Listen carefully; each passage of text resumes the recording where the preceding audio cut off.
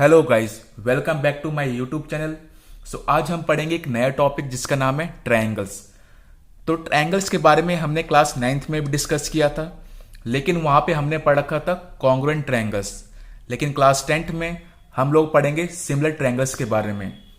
तो कॉन्ग्रुएंट और similar triangles में डिफरेंस क्या होता है उसे देखना बहुत ही जरूरी है। तो आज का हमारा टॉपिक क्या हो जाएगा? ट्रायंगल्स।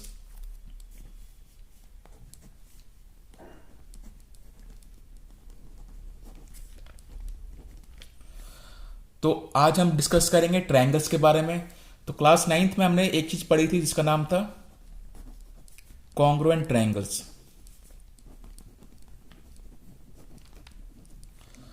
तो कॉन्ग्रुएंट ट्रायंगल्स ऐसे ट्रायंगल्स होते हैं जिनका शेप और साइज हमेशा क्या होता है? सेम होता है। इसका मतलब वो दोनों ट्रायंगल्स हूबहू एक जैसे दिखाई देंगे आपको। कॉन्ग्रुएंट ट्रायंगल्स को अगर आप देखेंगे तो आप अंदाजा लगाकर ये नहीं बता सकते कि वो दोनों ट्रायंगल्स अलग हैं या फिर एक ही हैं। हूबहू एक दूसरे के क्या होते हैं? कॉपी होते हैं। तो कॉन्ग्रुएंट ट्रायंगल्स शेप और साइज में बिल्कुल एक दूसरे के क्या होंगे? सेम होंगे। उनका शेप भी सेम होगा और साइज भी सेम होगा।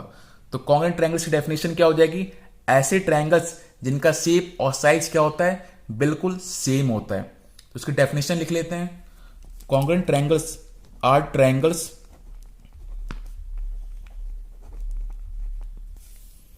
which have same shape and size।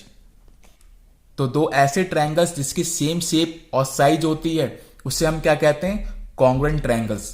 तो मैं यहां पे दो ट्रायंगल्स ड्रॉ करता हूं।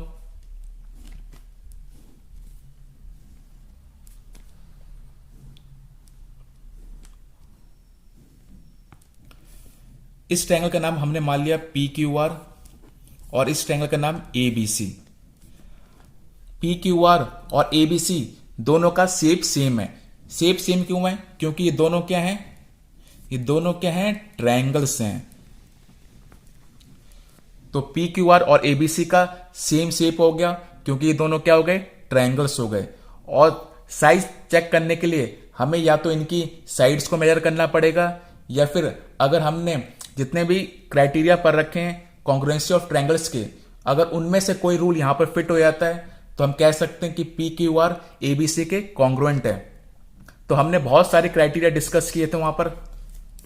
कौन कौन से डिस्कस किए थे कॉन्ग्रुएंसी ऑफ ट्रायंगल्स में? हमने सबसे पहले डिस्कस किया था एस एस एस रूल, जिसे हम साइड साइड साइड रूल कहते हैं। तो अगर दो ट्रायंगल्स जिनके तीनों साइड आपस में बराबर हैं तो हम कह सकते हैं कि बाय ट्रिपल एस रूल वो दोनों ट्रायंगल्स क्या हैं? कॉन्ग्रुएंट हैं। अब आता है हमारा दूसरा रूल जिसे हम कहते हैं S A S rule. S A S rule ये कहता है कि अगर दो ट्रायंगल्स की साइड्स और उनके बीच का एंगल दूसरे ट्रायंगल की दो साइड्स और उनके बीच के एंगल के बराबर है तो वो दोनों ट्रायंगल्स क्या हो जाएंगे? आपस में कॉन्ग्रुएंट हो जाएंगे। तीसरा रूल हमने पढ़ा था ए एस ए। तीसरा रूल ये कहता है कि अगर एक ट्रायंगल के दो एंगल्स और उनके बीच की साइड दूसरे ट्रायंगल के दो एंगल्स और बीच की साइड के बराबर है तो वो दोनों ट्रायंगल्स क्या हो जाएंगे? कॉन्ग्रुएंट हो जाएंगे। उसके बाद हमने एंगल एंगल साइड रूल पढ़ा था, जहां पर किसी ट्रायंगल के दो एंगल्स और कोई तीसरी साइड दूसरे एंगल के दो एंगल्स और तीसरी साइड के बराबर हो जाएगी तो वो क्या हो जाएंगे? दोनों कॉन्ग्रुएंट हो जाएंगे। अगर हमें दो राइट ट्रायंगल्स दे रखे हैं और उनकी हाइपोटेनस बराबर है, साथ साथ एक साइड भी बराबर है, तो वो दोनों ट्रायंगल्स क्या हो जाएंगे? आपस में कॉन्ग्रुएंट हो जाएंगे। तो ये कुछ बेसिक रूल्स थे जो हमने 9th क्लास में पढ़े थे कॉन्ग्रुएंट ट्रायंगल्स को प्रूव करने के लिए कि वो साइज में सेम है और साथ साथ दोनों ही क्या है? ट्रायंगल्स हैं। तो कॉन्ग्रुएंट ट्रायंगल्स ऐसे ट्रायंगल्स होते हैं जो कि बिल्कुल ही सेम होते हैं या फिर हम कह सकते हैं हूबहू एक दूसरे की आइडेंटिकल कॉपी होते हैं। आप देखकर ये नहीं बता सकते कि दोनों ट्रायंगल्स अलग हैं, किस तरह से वो डिफरेंट है, क्योंकि वो एक दूसरे क्या होते हैं? सेम टू सेम कॉपी होते हैं। तो ये कुछ हो गई बातें कॉन्ग्रुएंट ट्रायंगल्स के बारे में। अब जो हमें 10th क्लास में डिस्कस करना है वो डिस्कस करना है सिमिलैरिटी ऑफ ट्रायंगल्स के बारे में। तो सिमिलैरिटी ऑफ ट्रायंगल्स को डिस्कस करने से पहले हम ये जान लेते हैं कि सिमिलर फिगर्स होते क्या हैं।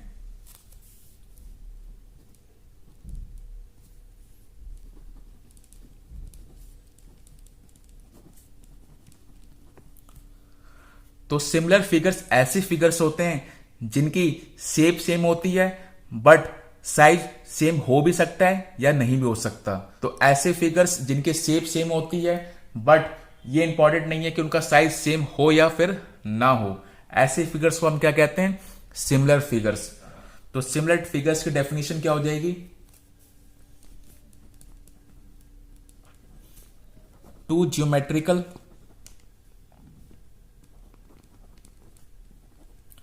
figures are similar if they have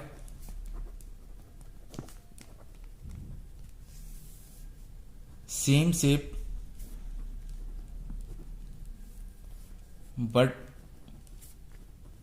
not necessarily same size. तो सिमिलर फिगर्स ऐसे फिगर्स हो गए जिनका सेम शेप तो होता है, मतलब शेप जो होगी वो तो एक जैसी होगी पर जो साइज है वो सेम हो भी सकता है या फिर नहीं भी हो सकता। तो आपको ऐसे बहुत सारे फिगर्स दिखेंगे जो शेप में तो सेम है पर साइज में डिफरेंट हो भी सकते हैं या फिर सेम भी हो सकते हैं। इसका एग्जांपल ले सकते हैं। यहां पर मैंने एक सर्कल ड्रॉ किया है और दूसरा सर्कल मैंने यहां पे ड्रॉ किया। अब ये जो दोनों सर्कल हैं इनकी शेप तो सेम है क्योंकि ये दोनों क्या है? सर्कल है। तो इन दोनों की शेप क्या हो जाएगी? इन दोनों की शेप क्या हो जाएगी? सर्कल। बट जो इनका साइज है वो क्या है? डिफरेंट है। तो इस सर्कल को मान लेते हैं कि ये सर्कल हो गया हमारा C1 और ये सर्कल हो गया C2। तो दोनों सर्कल C1 और C2 उनकी शेप तो सेम है क्योंकि दोनों क्या है? सर्कल हैं, पर इनका साइज क्या है? डिफरेंट है। तो ऐसे फिगर्स क्या कहलाएंगे? सिमिलर फिगर्स कहलाएंगे। अगर आप C1 सर्कल को जूम करेंगे तो एक टाइम ऐसा आएगा कि यह C2 के बराबर हो जाएगा, या फिर C2 सर्कल को आप डी मैग्नीफाई करेंगे या फिर इसे छोटा करेंगे तो यह C1 के बराबर हो जाएगा।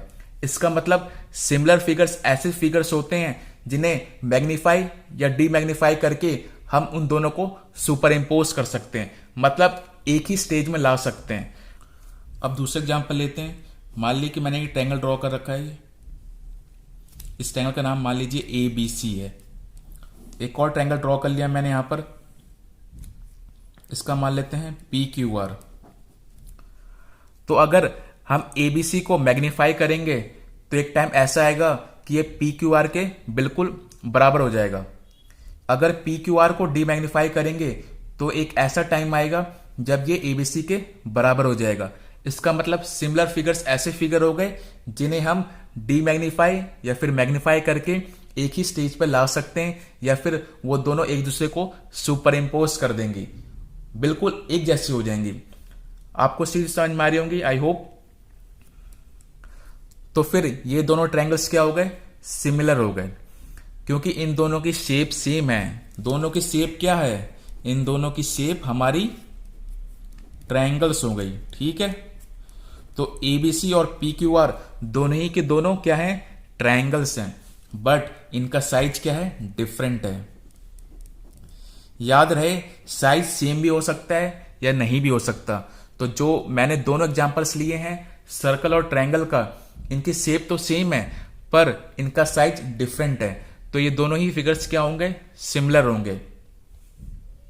सो आई होप आपको कॉन्ग्रुएंट ट्रायंगल्स और सिमिलर ट्रायंगल्स के बीच में डिफरेंस समझ में आया होगा। कॉन्ग्रुएंट ट्रायंगल्स या फिर कॉन्ग्रुएंट फिगर्स ऐसे फिगर्स होते हैं जो कि शेप और साइज में बिल्कुल ही क्या होंगे? सेम होंगे। कॉन्ग्रुएंट एक दूसरे क्या होते हैं? कॉपी होते हैं। लेकिन जो सिमिलर फिगर्स होते हैं उनकी शेप तो सेम रहती है पर साइज डिफरेंट हो भी सकता है या नहीं भी हो सकता। तो सिमिलर फिगर्स को हम डी मैग्नीफाई या फिर मैग्नीफाई करके एक ही स्टेज पर ला सकते हैं, लेकिन कॉन्ग्रुएंट फिगर्स होते हैं वो पहले से ही एक जैसे होते हैं, उनमें कोई डिफरेंस नजर नहीं आता। सो आई होप आपको ये कॉन्ग्रुएंट और सिमिलर फिगर्स के बीच में डिफरेंस क्लियर हुआ होगा। सो आइए अभी जो मैंने डी मैग्निफिकेशन और मैग्निफिकेशन को बताया उससे हम कहते क्या है मैथमेटिक्स में, आइए उसे एक बार देख लेते हैं। उस चीज को हम लोग कहते हैं स्केल फैक्टर,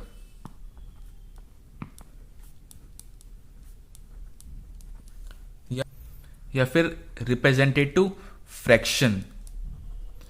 तो स्केल फैक्टर और रिप्रेजेंटेटिव फ्रैक्शन क्या होता है उसे देख लेते हैं। तो सबसे पहले इसकी डेफिनेशन देख लेते हैं। The ratio that compares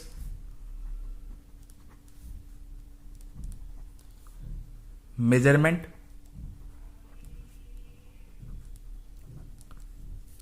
of two similar shapes. तो स्केल फैक्टर और रिप्रेजेंटेटिव फ्रैक्शन क्या हो गया?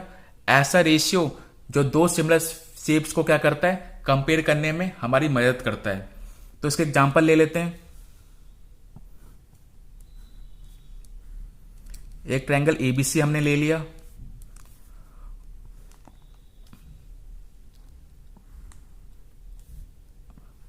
और एक ट्रायंगल ले लिया हमने पी क्यू आर।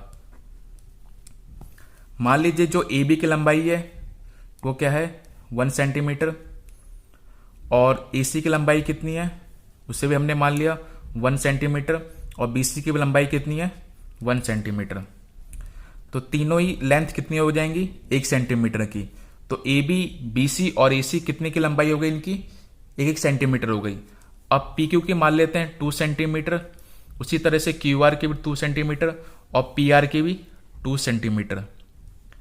तो अगर हम रेशियो निकालते हैं साइड्स का, दोनों ट्रायंगल्स का, तो मान लीजिए मैंने निकाला P Q upon A B. तो पी क्यू की वैल्यू कितनी है 2 सेंटीमीटर, और ए बी की वैल्यू कितनी है 1 सेंटीमीटर। सो 2 डिवाइड बाई 1 कितना आ जाएगा 2। तो जो ये 2 आया यही क्या हमारा स्केल फैक्टर है, या फिर हम कह सकते हैं ये क्या है हमारा रिप्रेजेंटेटिव फ्रैक्शन। तो स्केल फैक्टर क्या होता है, जो दो सिमिलर शेप्स होते हैं, या फिर हमने यहां पे दो सिमिलर ट्रायंगल्स ले रखे हैं, तो उनके साइड्स का जो रेशियो आता है वही क्या होता है स्केल फैक्टर। तो मैंने पी क्यू आर ट्रायंगल्स का पी क्यू साइड ले लिया, और एबीसी ट्रायंगल का ए बी साइड ले लिया, इसे मैंने डिवाइड किया तो कितना आ गया 2 आ गया। तो 2 हो गया हमारा स्केल फैक्टर। इसका मतलब जो पी क्यू आर ट्रायंगल है वो एबीसी ट्रायंगल का क्या है 2 टाइम्स है, या फिर हम ये कह सकते हैं हमने एबीसी ट्रायंगल को 2 टाइम्स दोगुना करके पी क्यू आर ट्रायंगल बनाया है। तो ये हो गया स्केल फैक्टर। तो ये इसी स्केल फैक्टर को हम लोग समझने के लिए क्या कह सकते हैं, मैग्निफिकेशन फैक्टर।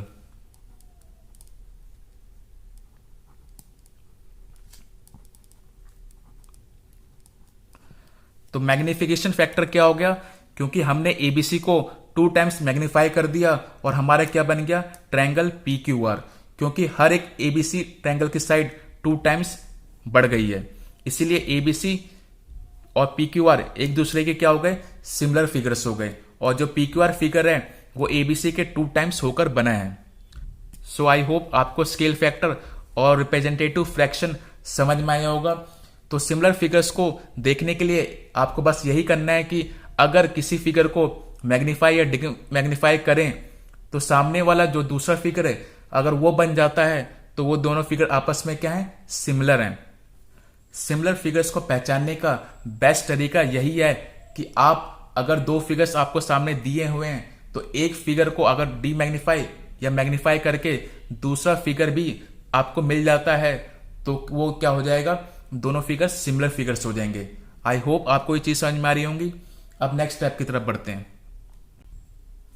अब आता है हमारे मेन टॉपिक जो हमें इस चैप्टर में पढ़ना है, सिमिलर ट्रायंगल्स।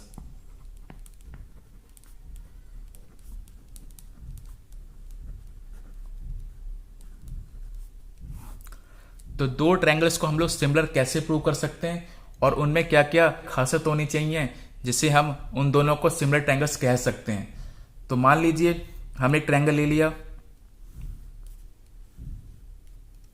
एबीसी, और एक और ट्रायंगल ले लिया हमने पी क्यू आर। ये हो गया हमारा एंगल ए, एंगल बी, और ये एंगल हो गया सी। उसी तरीके से ये एंगल पी हो गया, ये एंगल क्यू हो गया, और ये एंगल आर हो गया। तो ये दोनों ट्रायंगल्स ए बी सी और पी क्यू आर आपस में सिमिलर तभी होंगे जब A B upon P Q का ratio B C upon Q R के बराबर आए और A C upon P R के बराबर आए। इसका मतलब इन दोनों ट्रायंगल्स के जो करस्पॉन्डिंग साइड्स का रेशियो है वो क्या आना चाहिए, सेम आना चाहिए। A B upon P Q equal to B C upon Q R equal to A C upon P R. So A B upon P Q, B C upon Q R, A C upon P R. तो दो triangle similar तभी हो सकते हैं जब उनका corresponding sides का ratio same आए। मतलब A B upon P Q, B C upon Q R, A C upon P R. अगर ये तीनों साइड्स का रेशियो सेम आता है तो हम कह सकते हैं कि दोनों ट्रायंगल्स क्या हैं, आपस में सिमिलर हैं। तो पहली कंडीशन तो ये हो गई कि आप जो दोनों ट्रायंगल्स दे रखे हैं उनकी करस्पॉन्डिंग साइड का रेशियो निकाल लेंगे। अगर वो सेम आते हैं फिर वो दोनों ट्रायंगल्स क्या हो सकते हैं, सिमिलर हो सकते हैं। तो पहली कंडीशन तो ये हो गई कि उन दोनों ट्रायंगल्स के साइड का रेशियो क्या आना चाहिए, सेम आना चाहिए। करस्पॉन्डिंग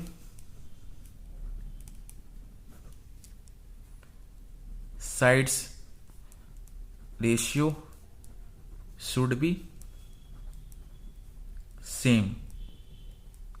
अब आता है हमारा दूसरी कंडीशन। दूसरी कंडीशन ये कहती है कि दोनों ट्रायंगल्स के जो करस्पॉन्डिंग एंगल्स हैं वो भी आपस में क्या होने चाहिए, इक्वल होने चाहिए।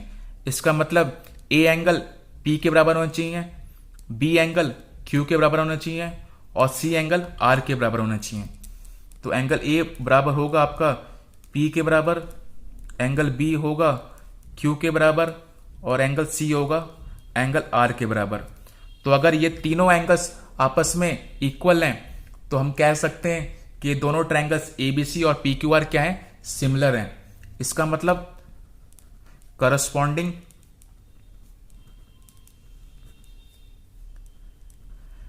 Angles should be equal.